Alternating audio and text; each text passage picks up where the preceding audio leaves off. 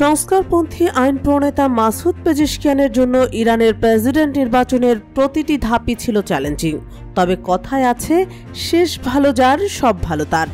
Pezeshkian সব বাধা পেরিয়ে কট্টর রক্ষণশীল প্রতিদ্বন্দ্বী সাইদ জালিলিকে হারিয়ে ইরানের প্রেসিডেন্ট নির্বাচনে জয়লাভ করেছেন।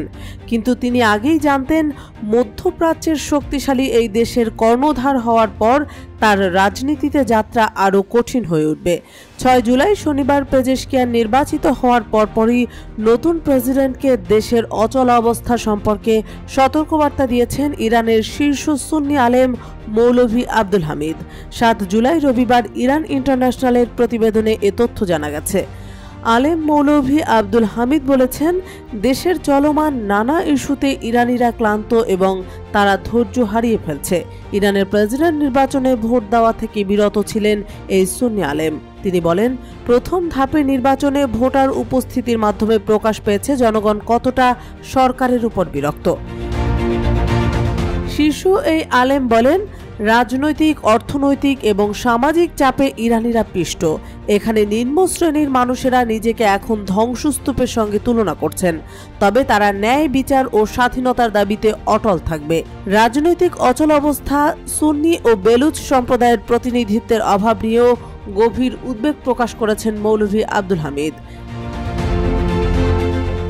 এদিকে ইরানের সর্বোচ্চ নেতা আয়াতুল্লাহ আলী খামেনি জনগণের কল্যাণ সাধন ও দেশের উন্নয়নে কাজ করার জন্য নবনির্বাচিত প্রেসিডেন্টের প্রতি আহ্বান জানিয়েছেন।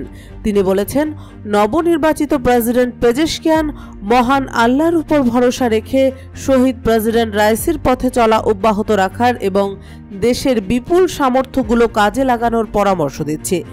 শনিবার প্রেসিডেন্ট নির্বাচনের সব প্রার্থী ও নির্বাচন অনুষ্ঠানে জড়িত সবার প্রতি কৃতজ্ঞতা জানিয়ে যে বার্তা দিয়েছেন, তাতে এই আহ্বান জানান তিনি। খামেনি তার বক্তৃতার শুরুতে বলেছেন, অবাধ ও স্বচ্ছ নির্বাচনের মাধ্যমে ইরানি জাতি তার প্রেসিডেন্ট নির্বাচন করেছে। নবনির্বাচিত প্রেসিডেন্টকে দায়িত্ব সতর্কতার সাথে বুঝে নিতে হবে। এখন প্রতিযোগিতার মনোভাব বন্ধুত্বে পরিণত হওয়াটা জরুরি এবং প্রত্যেকের উচিত দেশের বস্তুগত ও আধ্যাত্মিক উন্নয়নের জন্য যথাসম্ভব সব প্রচেষ্টা চালানো।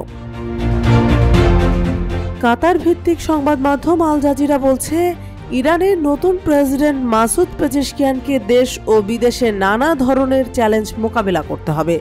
দেশটি ঘরে ও আন্তর্জাতিকভাবে পররাষ্ট্র নীতি সামলাতে কঠিন সময় পার করছে। তাই নতুন প্রেসিডেন্টকে এসব ভালোভাবেই মোকাবেলা করতে হবে।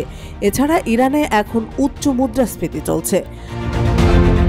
আবার মার্কিন নিষেধাজ্ঞা উপেক্ষা করে তেহরান এখনও তাদের অপরিশোধিত তেল চীনে বিক্রি করছে। তবে দেশটি আন্তর্জাতিক বাণিজ্যিক ব্যবস্থা থেকে বিচ্ছিন্ন।